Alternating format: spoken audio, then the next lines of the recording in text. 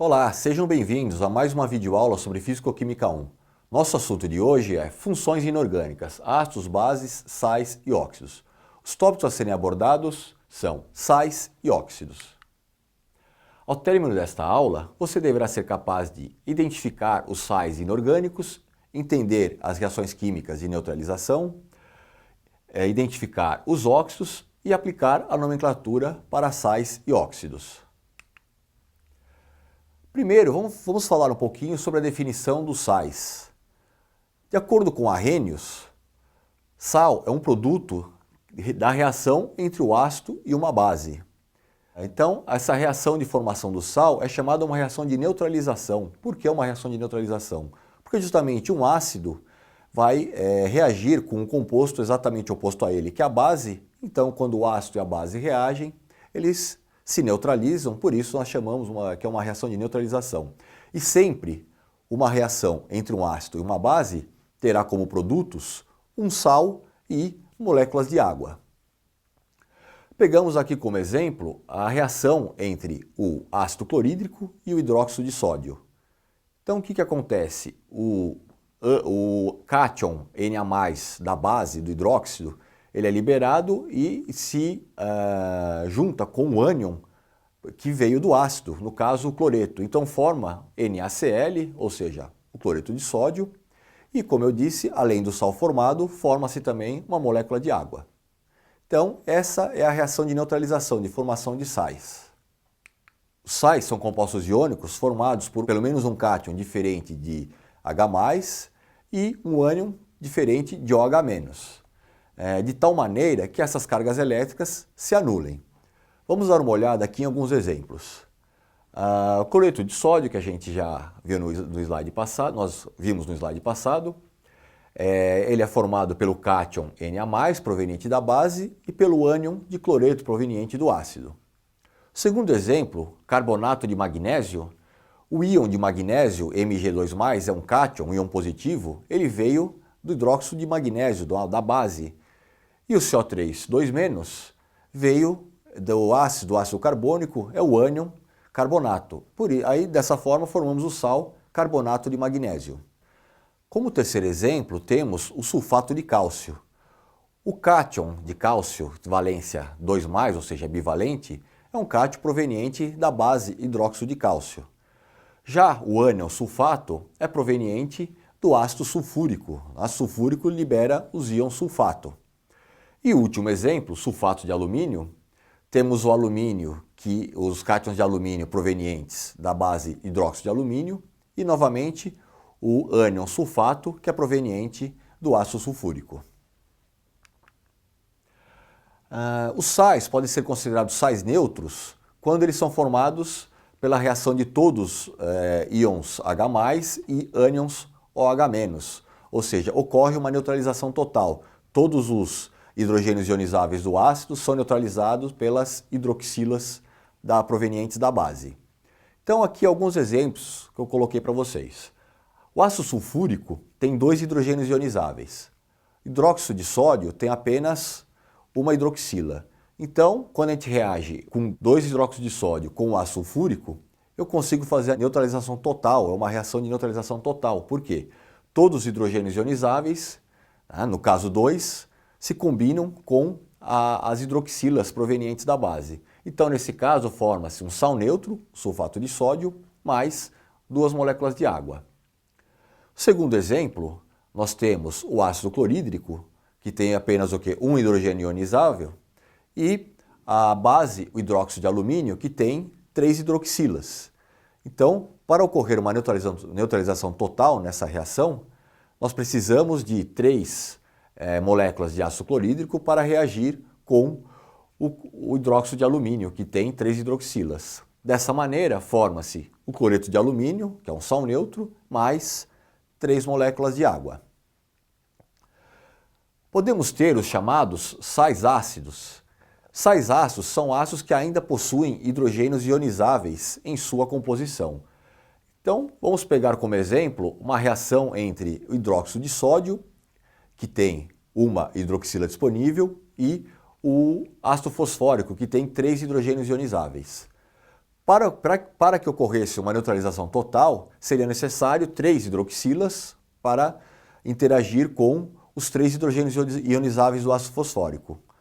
Porém, aqui no nosso exemplo, nós temos apenas 2 bases disponíveis, 2 hidróxidos de sódio. Então, o que vai acontecer? Quando ocorre a reação química, forma-se um sal que ainda tem um hidrogênio ionizável disponível na sua composição. Então, forma-se aqui um sal, que é o Na2HPO4, que é o chamado hidrogênio fosfato de sódio. Nesse caso, ele é chamado um sal ácido porque ainda tem disponível um hidrogênio ionizável na sua composição. Outro exemplo, se pegarmos o ácido sulfúrico para reagir com hidróxido de sódio, nós vimos no primeiro exemplo que são necessárias 2 hidroxilas para reagir com os 2 hidrogênios ionizáveis do ácido sulfúrico. Se for colocada apenas uma hidroxila, o que vai acontecer? Vai ficar disponível ainda um hidrogênio ionizável no ânion. Então, nesse caso, forma-se um sal, que é o NaHSO4, que é o chamado hidrogênio sulfato de sódio, além de uma molécula de água. Os sais são chamados de básicos quando ele ainda possuem hidroxilas na sua composição. Então, é o contrário do que acontece com os sais ácidos. Nesse caso, eu tenho menos hidrogênios ionizáveis do que o número de hidroxilas disponíveis. Por exemplo, o ácido clorídrico, HCl, tem um hidrogênio ionizável. Se pegarmos o hidróxido de alumínio tem 3 hidroxilas disponíveis. Quando colocamos os dois para reagir nessa proporção, de 1 para 1, o que vai acontecer? Forma-se um sal que possui ainda 2 hidroxilas. Então seria aqui o AlOH2Cl mais a molécula de água formada. Esse é considerado um sal básico justamente porque ele ainda possui hidroxilas na sua composição. E um outro exemplo, a reação do ácido clorídrico com hidróxido de magnésio, seriam necessários 2 íons H+, para neutralizar as 2 hidroxilas do hidróxido de magnésio. Porém, na reação nós podemos observar que fica disponível ainda uma hidroxila formando o sal MgOHCl, portanto um sal básico, mais a molécula de água que é formada como subproduto dessa reação. Os sais podem ser chamados de sais duplos ou mistos. O que são sais duplos ou mistos? São sais derivados de 2 ácidos ou 2 bases diferentes. Então aqui um exemplo de cada. O primeiro exemplo, KClBr, seria um sal que tem como cátion o cálcio, veio do hidróxido de cálcio, porém, para neutralizar o cálcio, que tem uma valência 2+, ou seja, o cálcio é um cátion bivalente, ele necessita de 2 cargas negativas. Essas 2 cargas negativas vieram de 2 ácidos diferentes. Veio o ânion cloreto, do ácido clorídrico, e veio o ânion brometo, do ácido bromídrico. Por isso, ele é chamado um sal duplo, porque ele possui ânions de 2 ácidos diferentes. Vejamos agora o caso de um sal formado com cátions de 2 bases diferentes. Nós temos aqui o NaKSO4. Então nós temos 2 cátions, o sódio, Na+, cátion de sódio monovalente, e o cátion de potássio, também monovalente. Eles juntos têm 2 cargas positivas que irão neutralizar o ânion de sulfato que veio do ácido sulfúrico. Então, nesse caso, nós temos um sal duplo porque ele tem 2 cátions, né, de 2 bases diferentes. Uma outra classificação existente para os sais são os chamados sais hidratados. O que são os sais hidratados? São sais que cristalizam-se com moléculas de águas aderidos na sua composição. Por exemplo, aqui nós temos o sulfato de cobre pentaidratado. Por que a gente chama sulfato de cobre pentaidratado? Porque ele se combina com 5 moléculas de água. E é importante salientar aqui que esse pontinho, que na matemática nós associamos a uma multiplicação, nesse caso aqui ele simplesmente indica uma soma. No caso de compostos hidratados, de sais hidratados, ao invés do sinal de mais, é colocado esse pontinho que indica que 5 moléculas de água estão combinadas com o sal de sulfato de cobre. Ok? E um terceiro exemplo, um terceiro tipo de classificação que existe para os sais é a classificação de sais complexos, que são sais formados por cátions ou ânions complexos. O que são cátions ou ânions complexos? Vou dar aqui um exemplo de cada. O sal de um cátion complexo, por exemplo, nós temos o ânion sulfato, que é um ânion já conhecido, usamos já em outros exemplos, e o cátion é formado por todos esses componentes que está dentro dos conchetes. Então, é uma associação de vários átomos. Outro exemplo, no caso um ânion complexo, eu tenho um cátion simples, que é o potássio, que está combinado com todos esses componentes dentro dos conchetes, é um ânion complexo chamado de ferro cianeto. Okay? Então, quando eu tenho ânions ou cátions complexos, eles são chamados de sais complexos. Vamos falar um pouquinho agora sobre a nomenclatura dos sais. Sempre a nomenclatura dos sais obedece à regrinha que nós temos o ânion proveniente do ácido deve ser trocado por exemplo, se eu tenho ácido sulfúrico, o final ico do ácido deve ser trocado pelo seu correspondente, que é o ato. Tá? Aquelas mesmas regrinhas que vimos para a nomenclatura dos ácidos, nós aplicamos agora para os sais, só que ao contrário.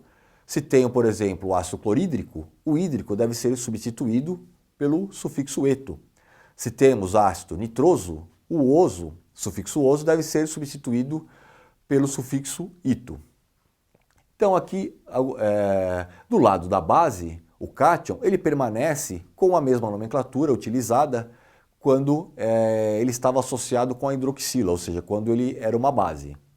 Então pegamos aqui alguns exemplos. Cloreto de sódio, por que nós chamamos NaCl, por que é chamado cloreto de sódio? Porque o ânion Cl- é proveniente do ácido clorídrico, então no lugar do hídrico colocaremos o eto, então vira cloreto. E o cátion é monovalente, o sódio é monovalente, então simplesmente cloreto de sódio. Segundo exemplo, KNO2, é o nitrito de potássio. Por que nitrito de potássio? Se nós pegarmos o ânion NO2, NO2-, ele é proveniente do ácido nitroso. Então nós trocamos o sufixo oso do ácido nitroso pelo sufixo ito. Então vira nitrito de potássio, no caso o potássio é um metal monovalente, então simplesmente chamaremos de nitrito de potássio. Outro exemplo, FeSO4, nesse caso agora, o ferro, lembrando lá quando a gente nós fizemos a aula de nomenclatura de bases, o ferro é um átomo que pode ter duas valências diferentes. Ele pode ter uma valência 2+, pode ser bivalente ou pode ser trivalente. Nesse exemplo, FeSO4, ele está na forma de menor valência, bivalente. Então, é o sulfato de ferro 2 ou sulfato ferroso. Então, nós trocamos novamente o sulfato, vem do ácido sulfúrico, trocamos o sufixo ico pelo sufixo ato e chamamos sulfato de ferro 2, que é a valência nesse caso, ou sulfato ferroso. E o último exemplo, temos o cloreto de cobre. O cobre, nesse caso, ele está com a valência +2. O cobre pode ter valência +1 ou valência +2. Nesse caso, ele entrou com a valência maior, ou seja, +2, então ele vai ser chamado cloreto de cobre 2, referente à sua valência, ou cloreto cúprico. Ele vai ser chamado de cúprico justamente porque ele tem a valência mais alta, no caso aqui a valência +2. Se fosse um sal em que o cobre entrasse como valência +1, ele seria chamado de cuproso. Ok? Vamos falar um pouquinho agora dos óxidos. Óxidos são compostos binários formados pelo oxigênio, daí o nome óxidos, e qualquer outro elemento químico, exceto o flúor. Por que exceto o flúor? Vamos lembrar lá da tabela periódica da eletronegatividade dos componentes. Se nós pegarmos a tabela de eletronegatividade, nós veremos que o átomo mais eletronegativo de todos é o flúor e o segundo é o oxigênio. Então, para ser considerado um óxido, o oxigênio tem que aparecer nessa composição, sendo o componente mais eletronegativo. No caso, então, se ele se combinar com o flúor, ele não forma um óxido, porque o flúor é mais eletronegativo do que o oxigênio. Dois exemplos bem simples de óxidos são a água, H2O, ou seja, possui dois átomos de hidrogênio e um átomo de oxigênio, o átomo de oxigênio sendo o componente mais eletronegativo. Outro exemplo, temos o gás carbônico ou dióxido de carbono, também temos o quê? Um átomo de carbono combinado com dois átomos de oxigênio. Nesse caso também, o oxigênio é o elemento mais eletronegativo entre os dois. Vamos falar um pouquinho então sobre a classificação dos óxidos. Os óxidos podem ser chamados de óxidos básicos quando reagem com água e produzem uma base, ou ao reagirem com um ácido produzem sal e água. Os óxidos básicos são compostos iônicos com altos pontos de fusão e ebulição, e esses óxidos básicos são formados por metais alcalinos e metais alcalinos terrosos. Lembrando, metais alcalinos são aqueles localizados na coluna 1A da tabela periódica, metais alcalinos terrosos são aqueles localizados na coluna 2A da tabela periódica. Vejamos aqui algumas reações. Então, conforme eu falei, o óxido básico, quando reage com água, forma uma base e quando reage com ácido, forma sal e água. Então vejamos aqui, o óxido de sódio, Na2O, quando reage com a molécula de água, forma uma base, um hidróxido, o hidróxido de sódio. Esse mesmo óxido de sódio, quando reage com o ácido clorídrico, ele forma um sal, cloreto de sódio, e a água também como produto dessa reação. Já os óxidos ácidos, eles são compostos que reagem com água para produzir um ácido ou, ao reagirem com uma base, produzem sal e água. Então percebam que a regrinha é bem semelhante ao óxido básico, sendo que no primeiro caso, quando ele reage com água, forma um composto ácido, o óxido básico, quando reagia com a água, formava uma base. E os dois, quando reagem, no caso o óxido básico, quando reage com ácido, forma sal e água, e agora o óxido ácido, quando reage com uma base, vai formar também sal e água. Diferentemente dos óxidos básicos, os óxidos ácidos são compostos moleculares, solúveis em água e formados por não metais. Ou seja, nesse caso, os óxidos ácidos têm as características completamente diferentes dos óxidos básicos, como eu disse no slide anterior. Alguns exemplos de reações de óxidos ácidos. O primeiro caso, o trióxido de enxofre, SO3, quando reage com a água, forma o ácido sulfúrico. Se pegarmos o mesmo trióxido de enxofre e reagir com hidróxido de sódio, ou seja, com uma base, vai formar o sal, que é o sulfato de sódio, e a molécula de água. Os óxidos podem ser chamados também de óxidos anfóteros. O que são óxidos anfóteros? São óxidos que reagem apenas com ácidos fortes e com bases fortes. Eles são compostos iônicos, insolúveis e formados por metais ou semimetais. Aqui como exemplo, nós temos o ZNO, que é o óxido de zinco. Quando reage com ácido forte, ele produz cloreto de zinco mais a água. E quando ele reage com uma base, forma também sal e água. No caso aqui, o Na2NO2 mais a molécula de água.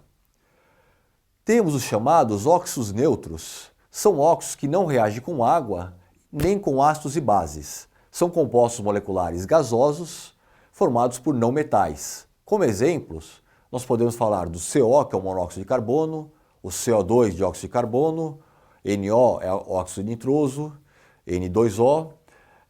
Então, ou seja, são compostos gasosos à temperatura ambiente. Temos também os chamados óxidos mistos.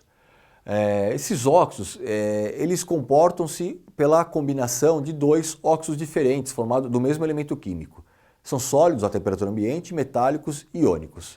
Então, por exemplo, quando temos um óxido de ferro, combinação de ferro com oxigênio, Fe3O4, ele nada mais é que a combinação de dois óxidos menores, o óxido de ferro, FeO, e o trióxido de ferro 2, ou trióxido férrico. Combinando o óxido ferroso com o trióxido de ferro 2, nós formamos o tetróxido de ferro 3. Um outro exemplo, o óxido formado por oxigênio, 4 átomos de oxigênio e 3 de chumbo, ele é formado pela combinação de dois óxidos menores, o óxido de chumbo e o dióxido de chumbo. Finalmente, temos os óxidos chamados de peróxidos. O que são os peróxidos? São óxidos que reagem com água ou com ácidos diluídos, que produzem peróxido de hidrogênio, a conhecida água oxigenada. Então vejamos aqui os exemplos. Eu tenho o dióxido de sódio, quando reage com duas moléculas de água, produzem uma base, o hidróxido de sódio, e também o peróxido de hidrogênio, ou água oxigenada. Esse mesmo componente, o Na2O2, quando reage com ácido sulfúrico, vai produzir um sal, o sulfato de sódio, e o peróxido de hidrogênio, no caso a água oxigenada. Vamos falar um pouquinho agora da nomenclatura dos óxidos. Os óxidos básicos, nós temos que levar em conta o número de oxigênios e o metal que forma esse óxido. Então, por exemplo, o CaO é o óxido de cálcio. Nós temos um átomo de oxigênio e o cálcio que possui apenas uma valência, ele é bivalente. Então, simplesmente chamamos ele de óxido de cálcio. Outro exemplo, Fe2O3 é o trióxido de ferro 2, até já comentei dele no slide anterior. Por que ele recebe essa nomenclatura? Ele tem 3 átomos de oxigênio, então por isso chamamos ele de trióxido, e ele está aqui apresentado com a valência mais 2. Então, por esse motivo, ele é chamado de trióxido de ferro 2, ou pode até ser chamado também de trióxido ferroso.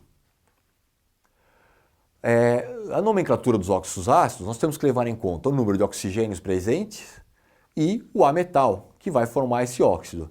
Então, por exemplo, CO2 é o dióxido de carbono. Nós temos 2 átomos de oxigênio, por isso usamos o prefixo dióxido, e no caso, um átomo de carbono, então dióxido de carbono. Um outro exemplo, SO3, é o trióxido de enxofre. Temos 3 átomos de oxigênio combinados com um átomo de enxofre. No caso de óxidos anfóteros e óxidos neutros, a nomenclatura segue o mesmo procedimento dos óxidos básicos. Para o caso dos óxidos duplos, nós temos que levar em conta os números de oxigênio e de metais que formam esse óxido. Então, no caso do Fe3O4, ele é chamado tetróxido de triferro. Um outro exemplo, N2O5, é o pentóxido, de 5 átomos de oxigênio, então pentóxido de dinitrogênio, porque temos 2 átomos de nitrogênio. E finalmente, os peróxidos, a palavra peróxido deve ser colocada inicialmente. Então, no caso aqui da água oxigenada, H2O2, eu devo chamar de peróxido de hidrogênio. No caso Na2O2, devo chamar de peróxido de sódio. Quiser saber um pouquinho mais sobre sais, assista ao vídeo Produção de sulfato de sódio. Chegamos ao final de mais uma videoaula sobre funções inorgânicas. Espero que tenham gostado. Visite nossas redes sociais e até a próxima.